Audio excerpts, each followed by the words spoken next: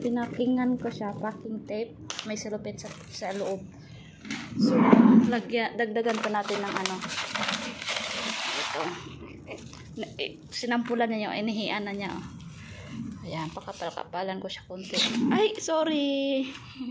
Halika. Ayan, so, ganyan siya. Ganyanan ko ng silupin.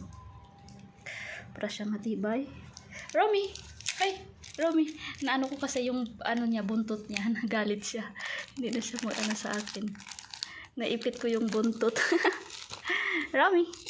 Romy, ang cute niyan. Liit na pusa.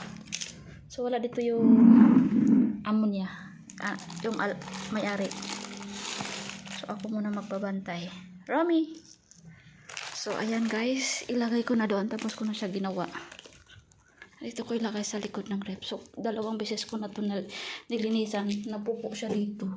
So, dito ko rin siya lagyan ng ayan. So, sana mapupo na siya bukas dito. Ayan.